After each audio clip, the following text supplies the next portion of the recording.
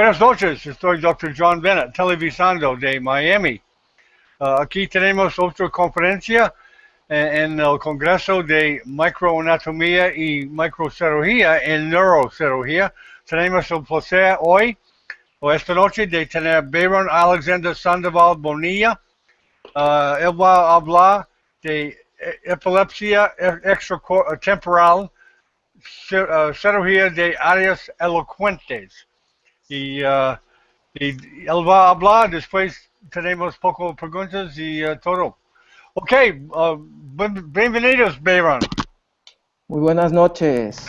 Buenas Para mí es noches. un motivo de gran satisfacción poder participar en esta encomiable iniciativa de Neurocirugía TV. Quiero Sí. agradecerle al doctor Bennett y al doctor Pérez Cruz por su atenta invitación y sin más preámbulos, proceder a la conexión pertinente con nuestra presentación. Ok. Sí, puede ver. Bien.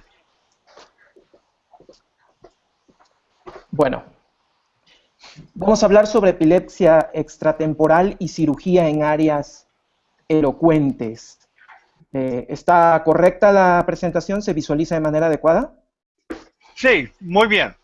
Bueno, la estructura de la plática, he estructurado la plática en los siguientes ítems, en los siguientes apartados, con la intención de seguir una secuencia racional. Vamos a introducir la plática hablando de epilepsia, luego hablando sobre epilepsia, algo de epilepsia extratemporal, definiendo áreas elocuentes a continuación.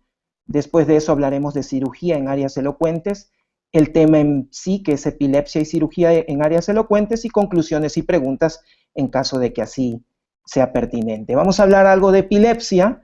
El término epilepsia es un término que tradicionalmente ha sido utilizado en singular, pero yo pienso que es mucho más justo hablar en plural de epilepsia. Hay que hablar de las epilepsias, porque se trata de un conglomerado, de un conjunto de patologías, de enfermedades, que como denominador común tienen la presencia de crisis convulsivas recurrentes, no provocadas, y que tienen una distribución ubicua a nivel del globo terráqueo.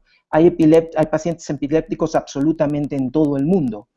Y es indiscutiblemente más frecuente, más prevalente, con una incidencia mayor en los países de bajos ingresos y en individuos de bajos ingresos en países de primer mundo.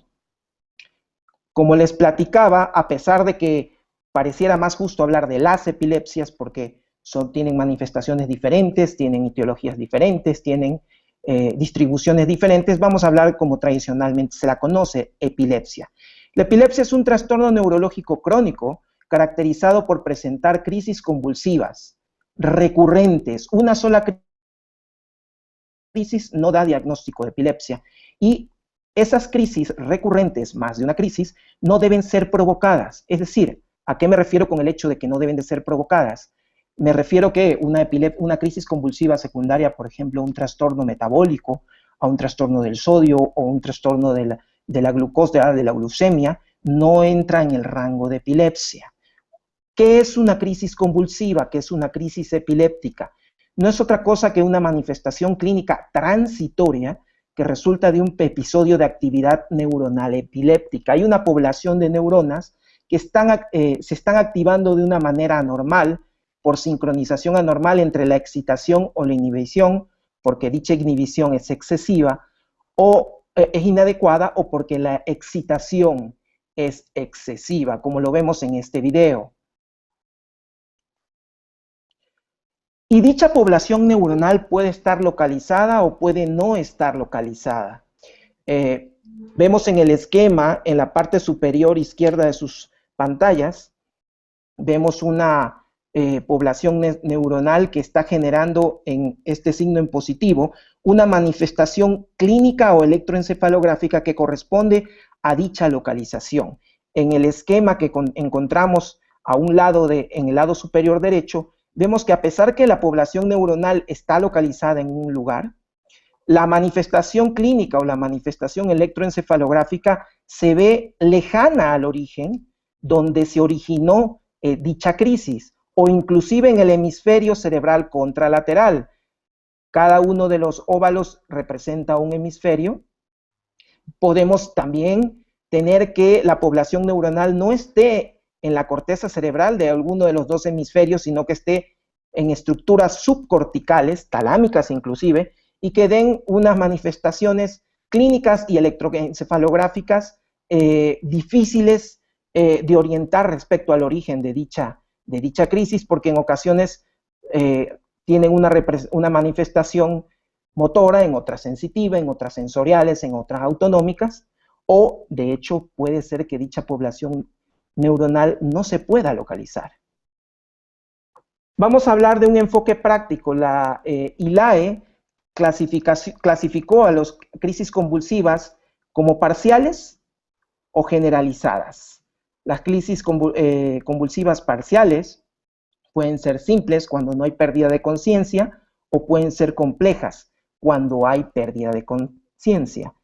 Y dichas crisis parciales pueden generalizarse de manera secundaria, comenzar como crisis parciales y luego volverse generalizadas, y la ILAE las clasifica como ausencias, crisis mioclónicas, crisis clónicas, tónicas, tónico-clónicas y astónicas, que son todos estos conceptos con los cuales todo médico, todo estudiante de medicina está familiarizado sin ningún tipo de inconveniente.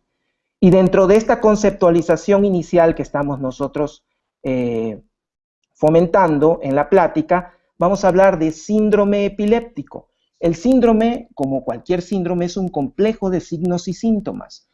Esto indica que un paciente diagnosticado con epilepsia va a presentar una serie de sintomatología y de signos que por grupo etario, por ejemplo, lo van a poder encasillar como un síndrome epiléptico, y estas manifestaciones son clínicas y neurofisiológicas. Dentro de esta introducción rápida del concepto de epilepsias, me parece importante hablar de las epilepsias por grupo etario. Tenemos epilepsias que son indiscutiblemente más frecuentes en la edad infantil o que inician en la edad infantil y que por ende tienen un impacto directo sobre el desarrollo neurológico de los pacientes. Estos tipos de epilepsia pueden ir en una gama muy amplia desde el punto de vista clínico, pueden ser extremadamente benignas, pueden ser catastróficas o tener un impacto moderado. Dentro de las benignas tenemos la clásica, la más frecuente en este grupo de edad, que son la epilepsia benigna con puntas centrotemporales, que ocurre hasta en un 25% de los pacientes y que, como su nombre lo indica, inclusive pueden en algunas ocasiones, cuando el curso no es atípico, no necesitar manejo con fármacos antiepilépticos. De impacto moderado, un impacto moderado tanto en el desarrollo como desde el punto de vista social, tanto para el niño escolar y la familia, las ausencias típicas de la infancia o enfermedades catastróficas como el síndrome de Lennox-Gastaut. Aquí entra dentro de todos estos definiciones el esquema de síndrome epiléptico del cual acabamos de platicar en la diapositiva anterior.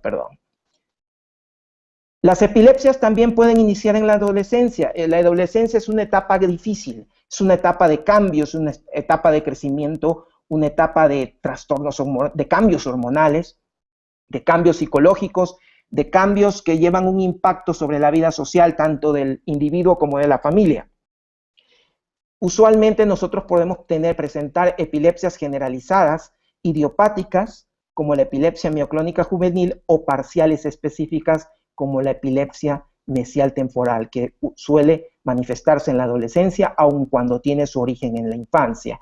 En la senectud, debido a la mayor expectativa de vida, tenemos el segundo pico de incidencia de las epilepsias, desde el punto de vista epidemiológico, son fenotípicamente diferentes. La parálisis de TOT, es decir, la paresia o parálisis de un miembro de un hemicuerpo cuando hay un compromiso motor en una crisis epiléptica, que usualmente en una persona menor de 50 años dura menos de 24 horas, puede durar mucho más, puede durar 24, 48, inclusive se han reportado casos de hasta una semana.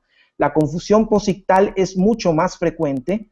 En el caso de que la crisis sea en el hemisferio dominante, es más frecuente la afasia posictal y el estado epiléptico se asocia obviamente a una mayor mortalidad.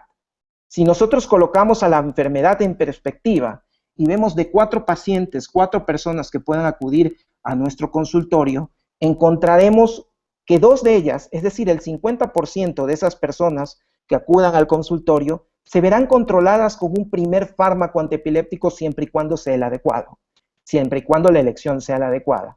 Una de esas 4 personas va a requerir de un segundo o inclusive hasta de un tercer fármaco antiepiléptico para poder controlar sus crisis, y alrededor de un 30% de esas personas, a pesar del tratamiento farmacológico adecuado, tendrán refractariedad en cuanto al tratamiento farmacológico y entrarán dentro del grupo epidemiológico de epilepsias refractarias o de difícil control.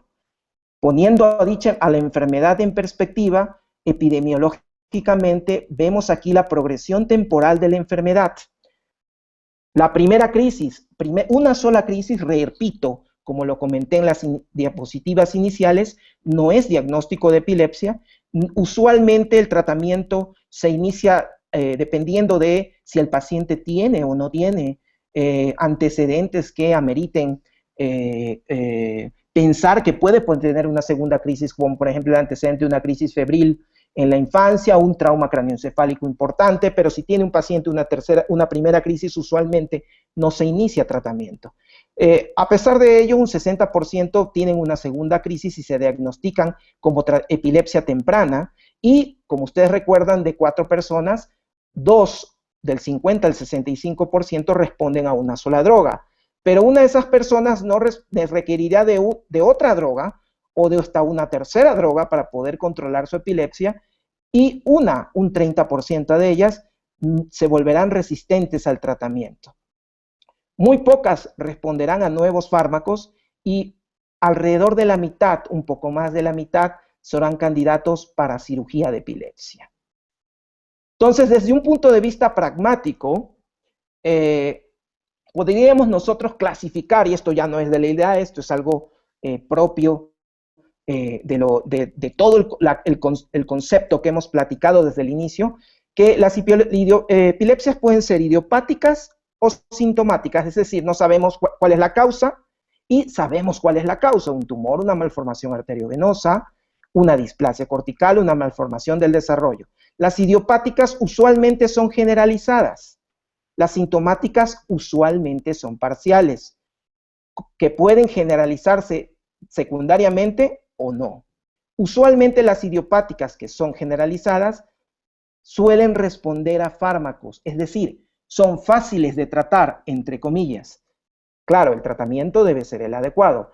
Y las epilepsias sintomáticas, que usualmente son parciales, son las que tienden a ser resistentes a fármacos. Son difíciles de tratar, dentro de las cuales encontramos a las epilepsias catastróficas, que en la gran mayoría de los casos son las epilepsias extratemporales. Entonces, la epilepsia refractaria al tratamiento, que es la epilepsia de difícil control, pues usualmente es parcial, como lo podemos ver en estas imágenes. Aquí tenemos la típica epilepsia mesial temporal, acá vemos un cavernoma en la región mesial temporal derecha, acá una epilepsia mesial temporal izquierda. Aquí vemos en el piso del tercer ventrículo a nivel hipotalámico una lesión que es un hamartoma hipotalámico. Acá vemos una lesión hemisférica que corresponde a un síndrome de Rasmussen, a una enfermedad de Rasmussen, y que son parciales y que son difíciles de tratar. Y ya para culminar en esta parte, o en esta introducción en cuanto a lo que es epilepsia, vamos a hacer 3 afirmaciones. La primera afirmación es que las epilepsias son un trastorno común, y es lo que vamos a tener nosotros como un pilar epidemiológico de que las epilepsias son comunes, no son enfermedades raras. La segunda afirmación es que las epilepsias son un trastorno controlable en un 65%, ya sea con 1 o con 2 fármacos. Las epilepsias deben de poderse controlar y el paciente debe de poder tener un buen control de crisis y una buena calidad de vida. Y la tercera afirmación es que las epilepsias que no se pueden controlar con tratamiento farmacológico son un problema de salud pública, con un impacto al individuo, un impacto familiar y un impacto a la sociedad misma. El objetivo final, tanto del tratamiento médico como el tratamiento quirúrgico de las epilepsias, es el control de las crisis con un mínimo impacto en la calidad de vida del individuo. Y ya viendo esto, pues nos preguntamos, ¿por qué? ¿Por qué separar a las epilepsias en temporales y extratemporales? ¿Por qué no separarlas en temporales, frontales, parietales o en cualquier otro tipo de clasificación? Y bueno, no, la clasificación no es anatómica o no tiene que ver, bueno, o al menos no totalmente con la anatomía.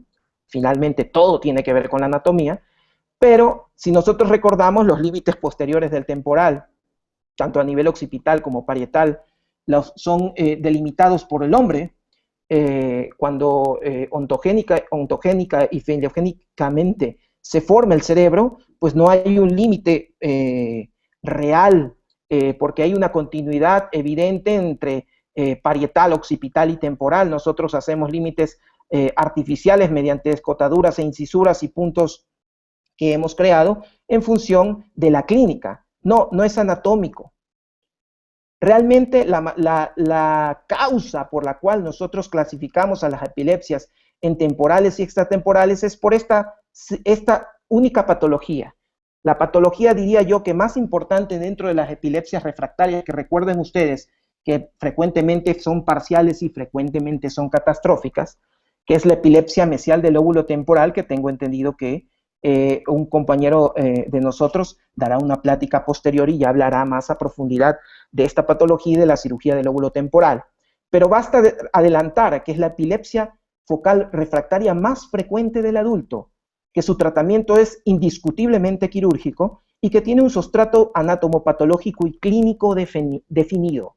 Por ende, tan solo por esta causa clínica, nosotros dividimos a las epilepsias por su importancia en epilepsias temporales y extratemporales. Las resecciones temporales pueden ser mesiales, neocorticales, de tumores, de malformaciones o de patologías que se encuentren al mismo tiempo dentro de dicho área anatómica.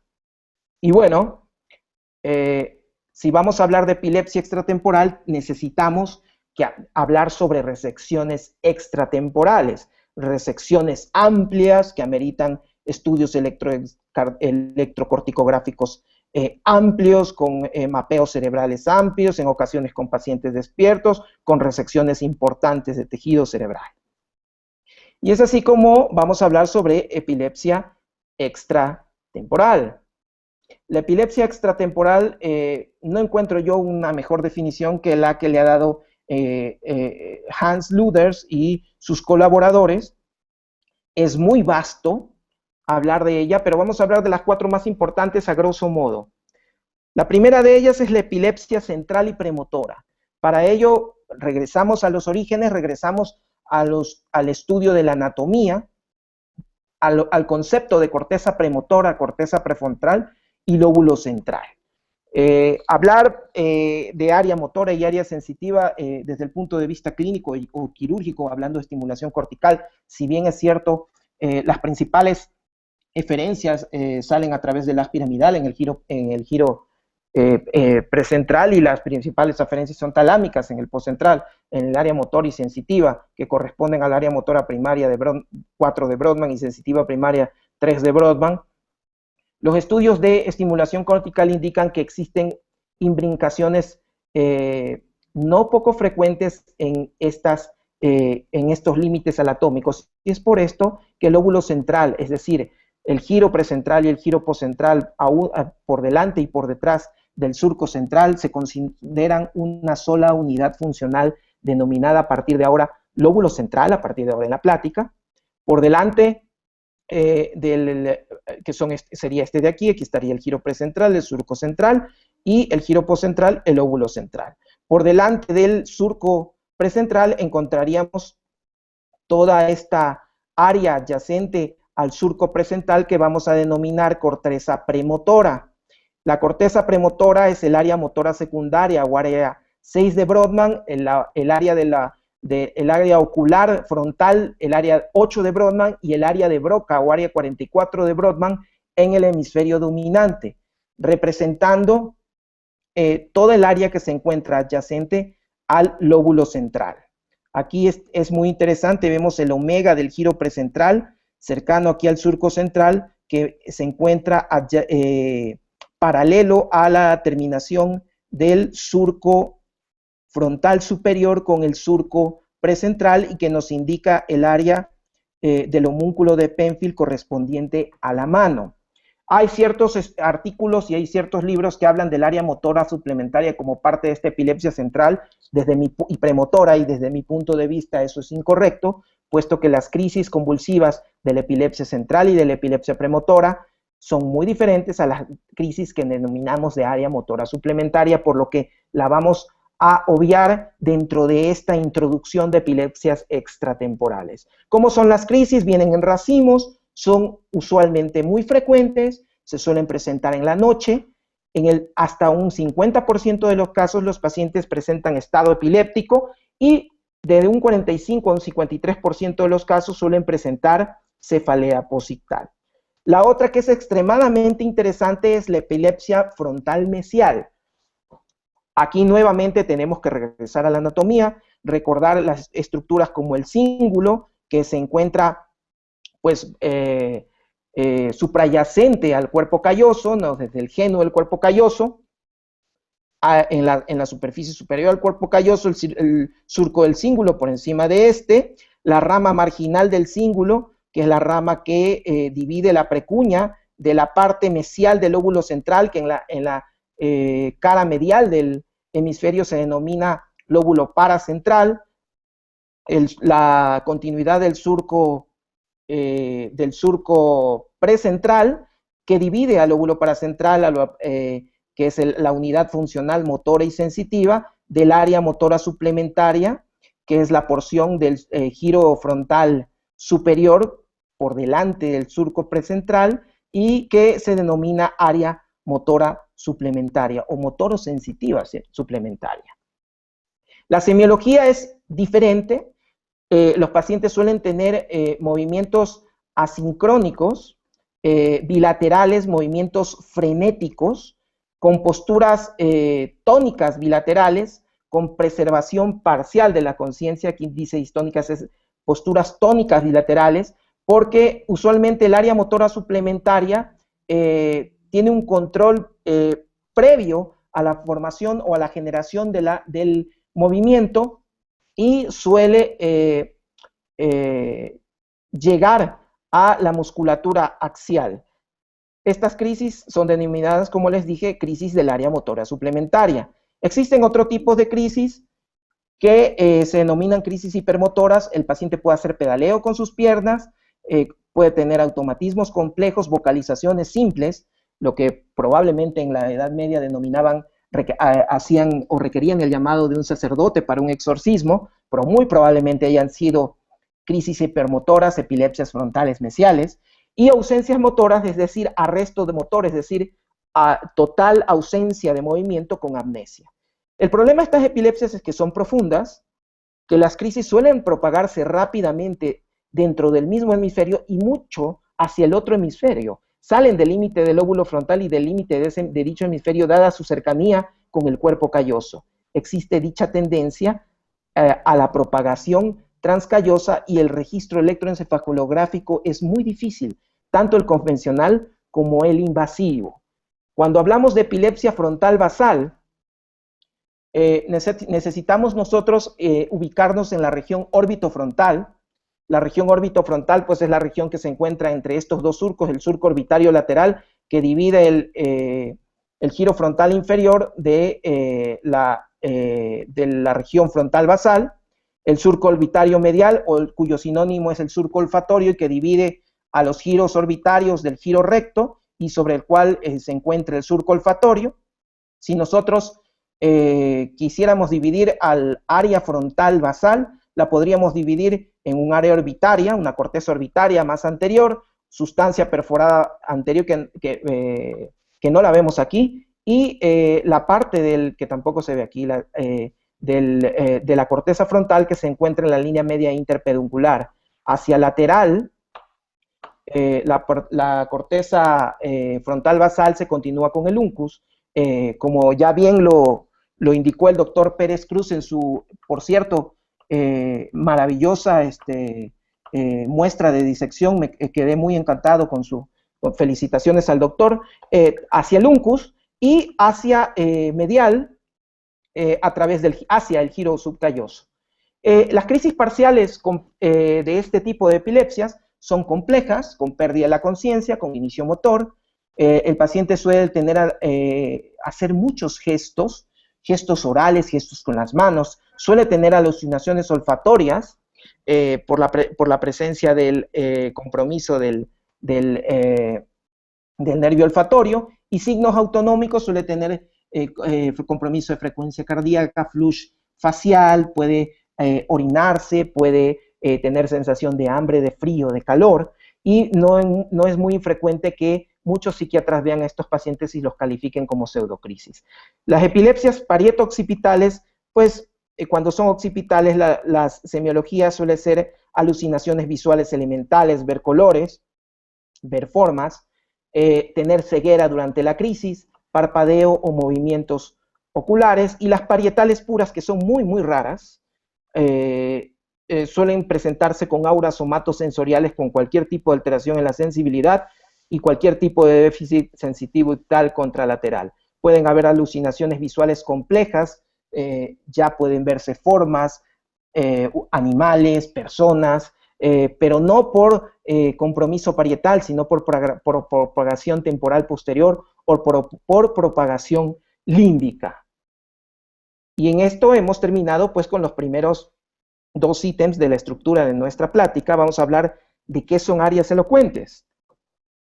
Usualmente el neurocirujano, cuando habla de áreas elocuentes, se presenta o tiene en su mente al área motora, al área sensitiva, al giro precentral, al giro postcentral, al área de Broca en el hemisferio dominante, al área de Wernicke en el hemisferio dominante, pero nosotros debemos de recordar que todo el cerebro es elocuente. Y para entenderlo, nuevamente debemos recordar lo que el doctor Pérez Cruz nos ha hecho énfasis siempre en todas sus pláticas, en los antecedentes anatómicos y en la ontogenia y filogenia, además, del proceso de desarrollo del cerebro de los mamíferos y a nivel intrauterino. Es así que a mí me encanta la división en anillos corticales, es muy didáctica, muy pedagógica, y nos permite a nosotros tener un concepto de cómo la corteza cerebral se forma a nivel ontogénico.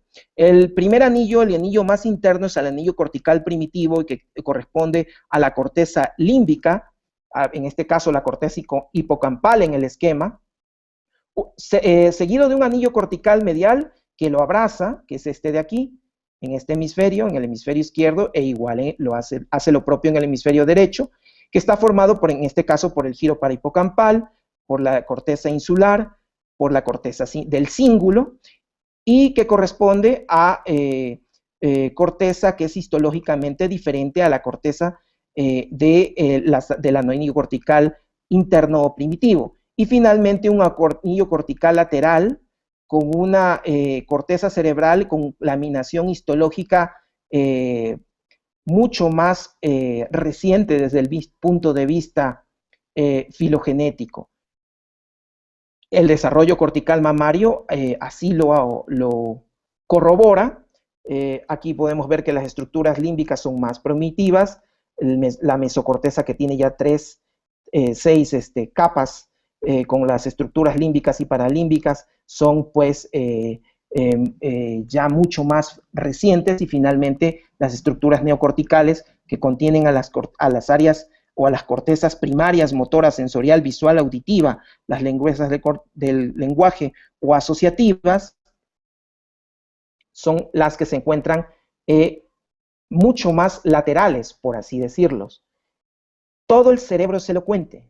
Aquí podemos nosotros ver en este esquema, que a mí me encanta cuando doy clases a los residentes, del giro precentral y el giro postcentral, representando corteza primaria, lo que se encuentra adyacente usualmente a dichas cortezas primarias, en este caso premotor y posmotor, áreas parietales, son cortezas de asociación unimodal, y miren ustedes aquí el área del lenguaje, el área de Broca que implica una corteza de asociación unimodal, o el área del lenguaje sensitiva también, a nivel en la parte más posterior del ramo posterior de la cisura de Silvio, y las áreas de asociación heteromodal, que son las que requieren mayor conexiones, que son las que se encuentran siempre en la parte más externa después de áreas de asociación unimodales. Es un hermoso esquema que nos permite a nosotros entender que el cerebro no es solamente motor, sensitivo, visual, no, el cerebro todo en sí es elocuente, como lo podemos ver en esta gráfica.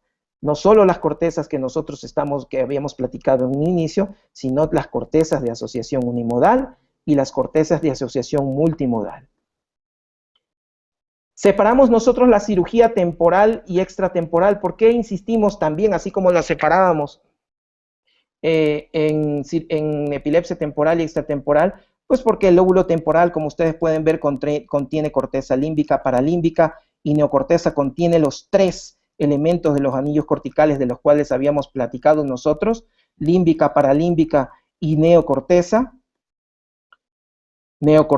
y estructuras mesiales. Y en sí, la cirugía temporal es un mundo. Aquí podemos ver el stem temporal, del cual platicaba el doctor Pérez Cruz hace un momento. Yo pienso que antes que hablar de áreas elocuentes es correcto hablar de cognición. Cognición se refiere a lo que sabemos y al proceso que nos permite adquirir y manejar dicha información. Los campos primarios de la cognición son la atención, la función ejecutiva, la memoria, el lenguaje y las habilidades visoespaciales. Probablemente hablar de cada una de ellas vaya más allá del propósito de esta plática. Vamos a hablar de cirugía en áreas elocuentes. La cirugía en áreas elocuentes básicamente se emplea en 2 disciplinas de la neurocirugía: en la cirugía de epilepsia y en la neurooncología funcional, es decir, en la resección de tumores en áreas elocuentes. Y no es otra cosa la cirugía de áreas elocuentes que la resección córtico-subcortical con enfoque funcional. Para ello necesitamos nosotros utilizar en la técnica quirúrgica diversos disciplinas, como la neuropsicología, estudios de imagen convencional, tractografías, imagen funcional, neurofisiología y mapeo cortical. La neuropsicología pues nos permite a nosotros poder evaluar la atención, evaluar la función ejecutiva, la memoria, el lenguaje o las habilidades visoespaciales en menor o mayor, que son de mayor o menor importancia dependiendo de en qué lugar se presente la epilepsia que vamos a tratar. La imagen estructural, pues una buena resonancia magnética con tractografía en ocasiones que nos permita ver los tractos de los cuales platicaba el doctor Pérez Cruz hace un momento en su plática, o la imagen funcional que nos permita a nosotros ver finalmente función mediante un paradigma, un paciente que ingresa a un estudio de resonancia, y un neuropsicólogo mediante ciertas tareas permite al software de la computadora poder identificar, por ejemplo, lenguaje, o, por ejemplo, función motora de una pierna o de una mano, en el momento en que se hace una tarea en particular. La tractografía es indiscutiblemente útil en este tipo de cirugías, en el workup previo a la cirugía, como lo es la tractografía, como podemos ver aquí el fascículo piramidal alrededor de este glioma de bajo grado. Es un ejemplo de una resonancia funcional. Vemos la activación. Este es el área de la mano. No vemos claramente aquí el surco frontal superior de ese lado, pero sí vemos el del otro lado y darnos cuenta que este es el giro precentral, y vemos el área de la mano justamente activada en esta resonancia funcional.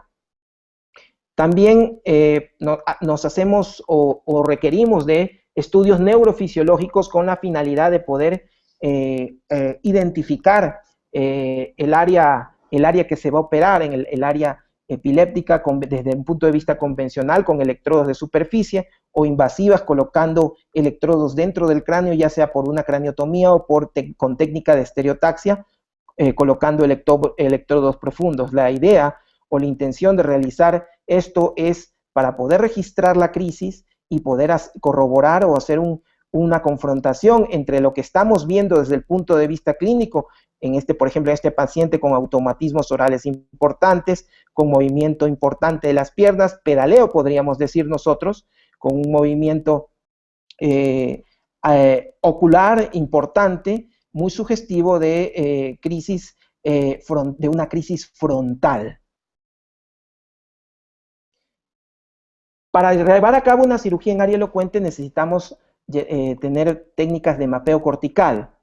El primer paso para hacer un mapeo cortical o un mapeo cortical transoperatorio en cirugía está antes de la cirugía, en todo este proceso del cual hemos platicado, en el cual, como cuando en un trabajo de investigación creamos una hipótesis, hacemos una hipótesis preoperatoria de dónde va a estar el área elocuente que nosotros sobre la cual vamos a trabajar, como por ejemplo el área de Wernicke en esta craniotomía en la cual nosotros hicimos una estimulación cortical en el margen posterior de la cisura de Silvio en mi hospital. Y el paso 2 es la propia cirugía, ya sea transoperatoria o extraoperatoria, si se colocó una rejilla y el paciente salió a hacer un registro largo de varios días o de varias horas, y que lo que hace es corroborar la hipótesis inicial. Entonces, el estudio preoperatorio, ya platicamos, tractografía, la resonancia funcional, el estudio neuropsicológico y un proceso transoperatorio en el cual lo que nosotros hacemos es mapear mediante corriente bipolar. En este caso, esta es una craniotomía izquierda, el área de Broca debiera de estar aquí, está separada por este tumor, que es un glioma de bajo grado, que se ve francamente la diferencia entre este tejido, que es un tejido sano, y este tejido, que es un tejido infiltrado por el tumor. Aquí debiera estar el área de Broca, donde estoy señalando con la flecha, y está mediante nuestro mapeo totalmente desplazada hacia arriba, lo mismo que el área motora en el lugar en donde estamos estimulando. Nosotros en el momento mismo en que hacemos la cirugía y que hacemos la resección, llevamos a cabo la resección o el mapeo cortical, lo estamos haciendo aquí, el paciente lleva a cabo tareas para poder corroborar que no hay compromiso funcional durante el mapeo cerebral y durante la resección quirúrgica. Entonces, lo que nosotros hacemos es preoperatoriamente una hipótesis y posoperatoriamente o transoperatoriamente un mapeo que corrobora dicha hipótesis o que incluso la corrige. Existen dos tipos de estimulaciones, la que vieron hacer ustedes hace un momento, que es la estimulación transoperatoria, que tiene ventajas y desventajas, y la otra que es la estimulación extraoperatoria, que también tiene ventajas y desventajas. La que vemos es la que usualmente, la que acabamos de platicar, la hacemos con el paciente en cirugía. Para mí la principal ventaja es que una vez que se reseca el tumor, a nosotros nos permite hacer estimulación dentro de la propia cavidad del tumor, si es tumor, o de la epilepsia, si hemos retirado tejido epileptogénico, para poder buscar tractos cambiando el tipo de corriente para ver qué tan cercanas se encuentran los tractos subyacentes al lugar de resección, ya sea por cirugía de epilepsia o por neurooncología funcional. Y una ventaja evidente es que es más barata, y una desventaja evidente es que la cirugía pues va a aumentar en cuanto a tiempo. Extraoperatoriamente se puede hacer una craniotomía, se puede colocar varias rejillas y se puede sacar al paciente a hacer este tipo de estimulación fuera del quirófano, pero yo encuentro que la desventaja primordial es que la estimulación es solamente en la corteza cerebral, a este nivel, pero no podemos hacer estimulación subcortical, como la que vemos aquí, estimulación subcortical. Este sería un ejemplo de una estimulación de una malla extraoperatoria que nos permite estimular la corteza cerebral. Y esta sería la que acabamos de ver nosotros en nuestro video anterior de la cirugía, en la cual hemos estimulado tal cual como ocurre con la malla en la estimulación extraoperatoria, pero que una vez resecado el tejido epileptogénico o el tejido tumoral, nos permite, cambiando el tipo de corriente eléctrica, unipolar monopolar en este caso, nos permite identificar tractos que pueden encontrarse adyacentes y dependiendo de los miliamperes, por ejemplo, si está a 3 miliamperes la respuesta negativa o positiva motora, digamos, eso significa que ese tracto está a 3 milímetros. Y eso para nosotros, desde mi punto particular de vista, es una información extremadamente valiosa que vale bien la pena aumentar la cirugía en 2 o 3 horas. Y bueno, para hablar de epilepsia y cirugía en áreas elocuentes, necesitamos nosotros regresar al mismo objetivo que platicamos inicialmente. ¿Cuál era el objetivo final del tratamiento farmacológico o quirúrgico de la epilepsia o de las epilepsias? Controlar las crisis con un mínimo impacto en la calidad de vida del individuo cuando se da un fármaco antiepiléptico en los pacientes que se ven beneficiados con el tratamiento antiepiléptico, que son el 65%, y cuando hay que operarlos, también tratar de controlar las crisis con el menor impacto en la calidad de vida de cada una de las personas. Entonces, eso es la epilepsia y cirugía, no es otra cosa, y la epilepsia y cirugía en áreas elocuentes es básicamente lo mismo, teniendo presentes los conceptos de mapeo cortical, de hipótesis preoperatoria y de corrección preoperatoria de los que hemos hablado anteriormente en la plática. Por ello, la cirugía de epilepsia implica un cambio de paradigma quirúrgico para un neurocirujano. ¿Cómo nosotros llevamos a cabo una cirugía de epilepsia? Bueno, básicamente para nosotros poder identificar de dónde proviene la epilepsia, si ustedes recuerdan, siendo parcial la epilepsia que usualmente puede presentarse con características catastróficas, tenemos nosotros que poder identificar dónde se origina el inicio de esas crisis convulsivas, y eso se denomina zona epileptogénica. Lamentablemente la zona epileptogénica en ocasiones no es en la mayoría de las ocasiones en la epilepsia extratemporal no es visible, no es un tumor, no es una malformación. Cuando es así, qué bueno, porque es mucho más sencillo poder llevar a cabo la resección y poder llevar a cabo la hipótesis preoperatoria. En la mayoría de los casos se trata de cerebro que no se ve diferente del resto. Entonces tenemos nosotros que tener el concepto de corteza elocuente, que ya lo dimos, zona de déficit funcional, es decir, la zona que con la crisis epiléptica a nosotros nos puede orientar hacia dónde se origina el origen de dichas crisis convulsivas. Por ejemplo, si el paciente al tener una crisis convulsiva no puede hablar, tiene lo que se denomina un arresto del lenguaje, muy probablemente esa crisis venga del lado izquierdo, si el paciente es diestro, porque usualmente el hemisferio dominante es el izquierdo. La zona sintomatogénica, bueno, la zona sintomatogénica se refiere a el fenotipo de las crisis, es decir, a qué tipo de crisis presenta el paciente. Entonces, un paciente que tiene una crisis jacksoniana, una crisis motora, es altamente probable de que el origen de las crisis provenga del giro precentral o del lóbulo central, si nos atenemos a el concepto morfofuncional que platicamos hace un momento.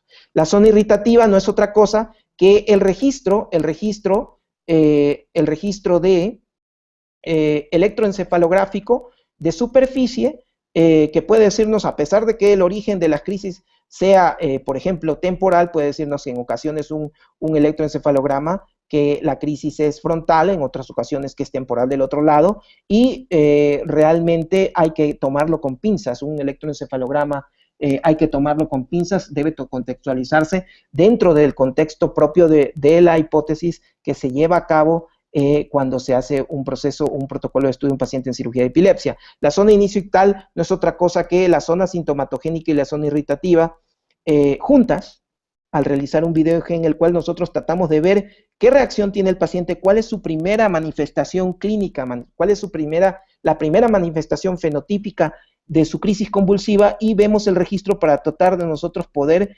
evaluar o orientarnos de en qué lugar se originó dicha crisis. Zona de inicio ictal puede registrarse en un video, por un video electroencefalograma, ya sea por mallas. Repito, las mallas nos permiten, tal cual como la estimulación cortical, es el mismo concepto. Las mallas corticales que se colocan sobre el hemisferio cerebral lo que nos permiten es registrar crisis que se encuentran en la corteza infrayacente a estas, pero recordemos nosotros la clase muy bonita del día de ayer del doctor Pérez Cruz, pues la corteza cerebral pues se continúa en la profundidad de los surcos y de las fisuras, que por ende no siempre vamos a encontrar a simple vista, sino en la profundidad de los surcos o en la profundidad de unas fisuras, una zona epileptogénica, y que en no pocas ocasiones requerirá la colocación estereotáctica de electrodos profundos para poder identificar una zona epileptogénica. Y la idea es conjuntar toda esta información para poder llevar a cabo una hipótesis que nos dé como resultado una zona epileptogénica potencial. Las cirugías en epilepsia pueden ser cirugías de resección, cirugías de desconexión, cirugías de neuromodulación. Pueden ser curativas o pueden ser paliativas. ¿Y de qué depende esto? Depende si nosotros encontramos o no la zona epileptogénica. Si encontramos la zona epileptogénica, por ejemplo en esta lesionectomía, la podemos resecar y finalmente vamos a curar al paciente. Si no es posible porque el paciente presenta un área elocuente, pues puede desconectarse el tejido, en cuyo caso no necesariamente sería una cirugía curativa, sino que sería una cirugía paliativa. Por ejemplo, la desconexión del cuerpo calloso, una callosotomía es un ejemplo, o una hemisferectomía, la resección parcial o total de un hemisferio también es un ejemplo. Y cuando no podemos de plano encontrar la zona epileptogénica, la neuromodulación es una opción. Pero la zona epileptogénica es indiscutiblemente dependiendo de a quién, si la podemos localizar o no, la que nos va a permitir generar un plan para el paciente. Las resecciones extratemporales, como habíamos platicado, me encanta a mí este esquema, estamos ya cercanos a terminar. Me encanta a mí este esquema, es un esquema tomado de Hans Luther, el padre de la cirugía de epilepsia, trabajó mucho tiempo en Cleveland Clinic, es chileno, en que vemos que las epilepsias extratemporales, pues pueden ser focales, o no pueden ser focales. Estas no focales, recuerden ustedes que cuando no eran focales, lo que significa, o en castellano, de que no sean focales significa que no sabemos de dónde proviene realmente la zona epileptogénica, son las que usualmente van para cirugía paliativa y usualmente van para neuromodulación. Cuando encontramos nosotros epilepsias extratemporales focales, tenemos que preguntarnos si hay una lesión evidente, por ejemplo, un glioma de bajo grado, como en el ejemplo anterior. Si el glioma de bajo grado o la malformación arteriovenosa o el cavernoma o una lesión postraumática o una gliosis postraumática está en un área elocuente, que es el tema que nos compete, tenemos nosotros que preguntarnos si el paciente se encuentra o no se encuentra en dicha área elocuente. Si no se encuentra en un área elocuente, pues podemos llevar a cabo una resección con electrocorticografía, con mapeo cortical, sin mapeo cortical, como en estos casos, por ejemplo, es un cavernoma. Estos son casos de su servidor operados en hospital, un cavernoma en el límite temporal extratemporal, en la porción más posterior del lóbulo temporal, casi temporo-occipital, cual guiados por estereotaxia y con guía electrocorticográfica, pues llevamos a cabo una resección de la lesión con control de las crisis convulsivas. O, por ejemplo, este caso, que es una epilepsia frontal, es una epilepsia postraumática de un paciente joven de 30 años, también operado por un servidor, que no requiere un mapeo cortical como el que hemos hablado por que se encuentra muy polar a nivel frontal y que amerita una cirugía resectiva que finalmente fue curativa para el paciente. Pero bueno, hay patologías que, a pesar de no encontrarse en áreas elocuentes, pueden eventualmente requerir mucho de la hipótesis prequirúrgica de la cual que platiqué inicialmente, como por ejemplo los trastornos de la migración neuronal. Y bien, si sí está en área elocuente, es evidente por lo que tenemos que llevar a cabo todo el trabajo, todo el protocolo del cual platicamos anteriormente. Podemos colocar electrodos subdurales o podemos hacer un mapeo cortical transoperatorio, electrocorticografía, que finalmente, pues, como bien ustedes saben,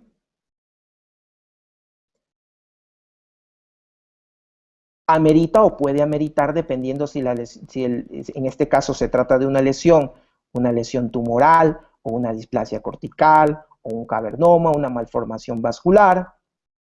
Puede ameritar el uso de ultrasonido transoperatorio, dependiendo de la lesión, como este es un caso de un paciente con una lesión que se encontraba en el lóbulo central, reportada inicialmente como glioblastoma multiforme. Podemos nosotros ver aquí pues la superficie la cortical, utilizando nosotros o guiándonos con ultrasonido transoperatorio para poder evidenciar la lesión que se encuentra por debajo de la corteza cerebral y que nos permite a nosotros llevar a cabo una resección o una localización del tumor previa al mapeo cortical. Nosotros hacemos el mapeo cortical, como les platiqué yo, con corriente bipolar, con una frecuencia de 40 a 60 Hz, en promedio 50 Hz. Usualmente iniciamos con 0.5 a 1 miliamperes y dependiendo de si el paciente está despierto o no, se pueden evocar una respuesta negativa o positiva, usualmente a los 4 a 6 miliamperes. Yo inicialmente en ocasiones operaba a pacientes con lesiones en corteza motora dormidos y sin relajación. En la actualidad hemos dejado esa técnica y nosotros con nuestro equipo de neuroanestesiología lo que hacemos es operar a esos pacientes despiertos porque a pesar de hemos llegado a la conclusión de que es mejor así, porque nos permite evocar directamente la respuesta del paciente. O, por ejemplo, emplear neuronavegación para operar tumores profundos, como en el caso de este glioma insular. Y bueno, pues, de acuerdo a lo que hemos platicado, es indiscutible que el mapeo cortical en todos estos casos conlleva una ventaja tanto para el cirujano como para el paciente, pues nos permite eliminar, si es cirugía de epilepsia, las crisis con preservación de la calidad de vida del individuo. En el caso de la neurooncología funcional, en este caso es el área de Wernicke, fíjense, este es el lóbulo frontal izquierdo, este es el lóbulo temporal izquierdo, este es el lóbulo frontal izquierdo, y este es el margen posterior de la cisura de Silvio. El paciente pues está despierto y está hablando. El lenguaje está siendo evaluado durante la estimulación y durante la resección. Y bueno, si el paciente no tiene una lesión como tal, el paciente pues eventualmente irá a un procedimiento paliativo. Vamos a ir más adelante, ya con fines para no incurrir en el tiempo de nuestro compañero, unos 5 o 10 minutos más. Nosotros podemos concluir que lo que necesitamos, como en cualquier cirugía de epilepsia, y más aún en las epilepsias extratemporales, es identificar la zona epileptogénica. Identificar la zona epileptogénica, mapear el área elocuente y llevar a cabo la resección. Como dijimos, cuando no podemos tener una hipótesis lo suficientemente satisfactoria para llevar a cabo una resección amplia, tenemos procedimientos paliativos. Dentro de dichos procedimientos paliativos tenemos la callosotomía, como platicamos hace un momento, en el cual pues nosotros vemos, y ya platicamos de ello cuando hablamos de epilepsia frontal mesial, si ustedes lo recuerdan, el rol del cuerpo calloso en la propagación y sincronización de la epilepsia.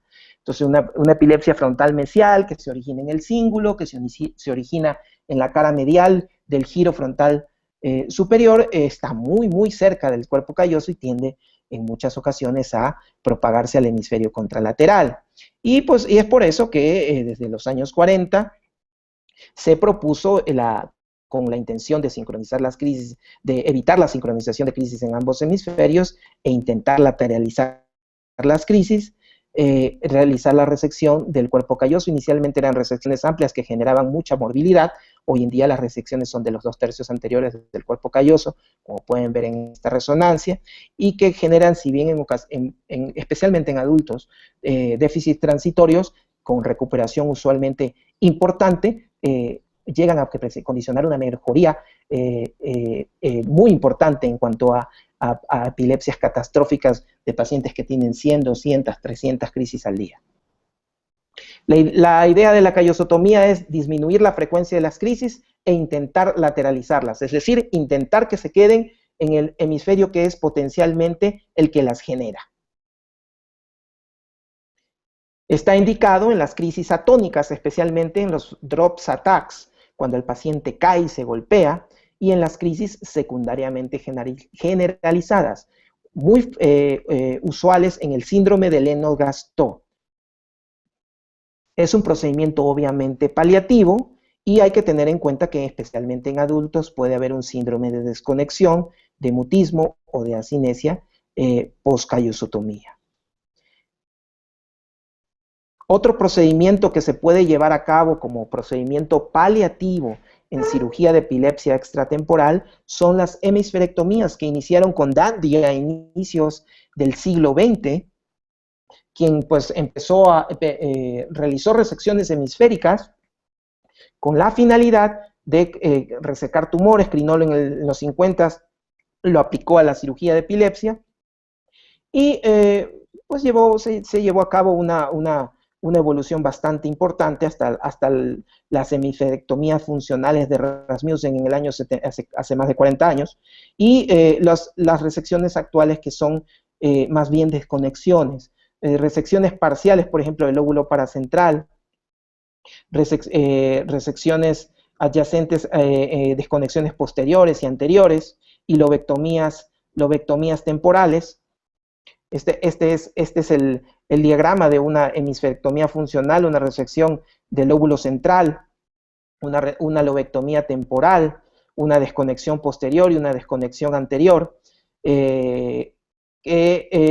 con sus diferentes variantes lo que intentan es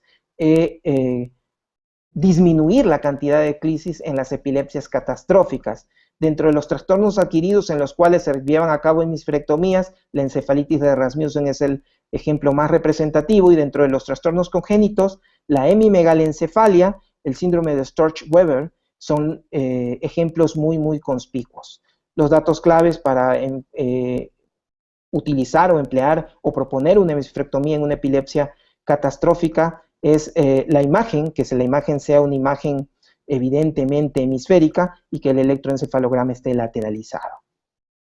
En los niños puede haber, a pesar de la resección de esta área, debido a la plasticidad cerebral, encontramos que muchos de ellos logran caminar y utilizar inclusive su brazo, porque recordemos que por delante de ellos en la corteza premotora tenemos áreas que son secundarias, que eventualmente, mientras más pequeño es el niño, es más probable que adopten la función del tejido resecado. Por ejemplo, aquí tenemos una hemimegalencefalia en un paciente en el cual aquí vemos un lipoma interhemisférico, se hizo una resección amplia, casi anatómica diría yo, con la finalidad de disminuir la frecuencia de las crisis. Hay ciertos quise traer otro paciente mío, es un paciente, un muchacho de 18 años, que vi, ahora debe tener 20, ahora lo vi hace un par de años, con un amartoma hipotalámico, una lesión que crece en el piso del tercer ventrículo, en el hipotálamo. El amartoma es un crecimiento desorganizado de tejido benigno, de tejido normal, que suele originarse en el piso del tercer ventrículo y dar manifestaciones endocrinológicas con su, si crece hacia el túber, o si crece hacia el ventrículo, en no pocas ocasiones presenta epilepsias que pueden llegar a ser catastróficas y puede generar encefalopatía epiléptica progresiva, especialmente las crisis gelásticas, que son las crisis de risa, incontrolables, colónico-tónicas, crisis parciales complejas o crisis atónicas. El paciente le fue bien, un paciente que realizamos una biopsia estereotáctica con no poca dificultad debido a lo pequeño de la lesión y a la localización hipotalámica de la misma, y que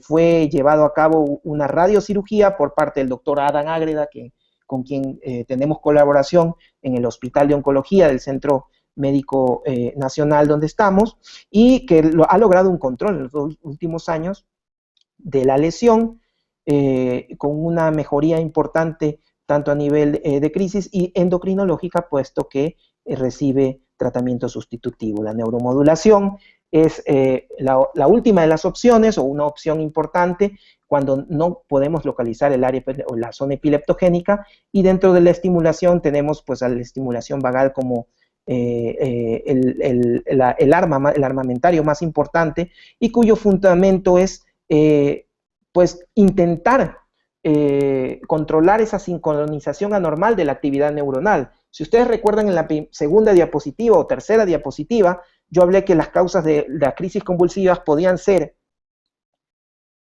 excitación excesiva, inhibición inadecuada o sincronización anormal. ¿Qué hace el estimulador vagal o la estimulación vagal? Desincronizar a las neuronas anormalmente sincronizadas. Entonces, la idea de esto, que no es nueva, se llevó a cabo a finales del siglo pasado, se fundamenta en que esa desincronización condicionada por la estimulación vagal, dado que el vago tiene una ubicación, es ubicuo a nivel del sistema nervioso central, tenemos nosotros conexiones vagales casi a todo nivel. Por ejemplo, para la epilepsia, el tracto solitario a nivel de la amígdala, el hipocampo, del estriado, de la formación reticular vulvar, y para el tratamiento de depresión a nivel del cíngulo y la corteza frontal.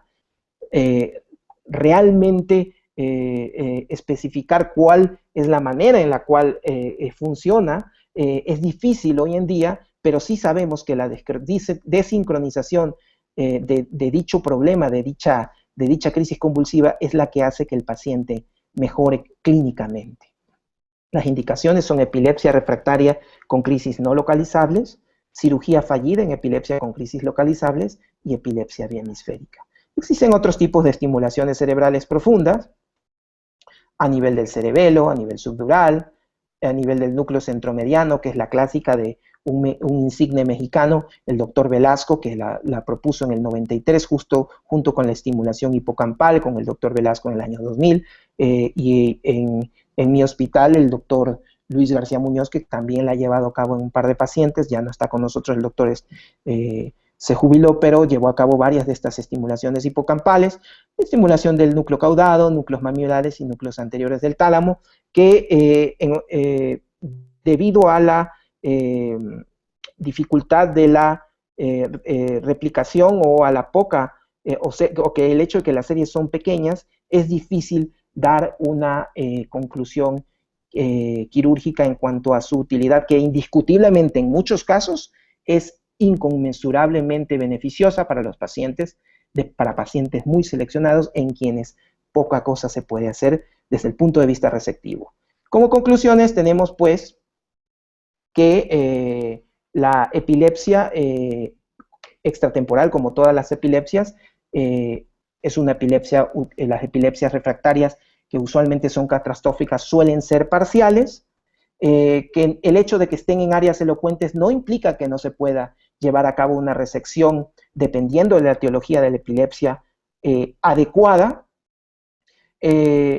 total en la mayoría de los casos, curativa en la mayoría de los casos, que cuando no hay una etiología o no hay una zona epileptogénica precisa, existen procedimientos paliativos que pueden disminuir la frecuencia de las crisis, ya sea resectivos con la finalidad de desconectar vías como en la callosotomía o en la hemisferectomía, o modular procesos funcionales de desincronización de la sincronización anormal de las crisis convulsivas.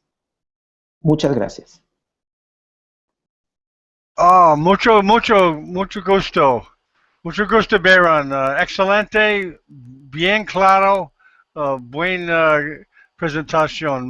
Los slides es excelente. Ok, vamos a hacer preguntas de panel, de la presentación de Byron. Julio, ¿quieres decir algo? Solamente felicitar al doctor y agradecerle por tan excelente charla sobre cirugía de epilepsia extratemporal. Muchas gracias, doctor.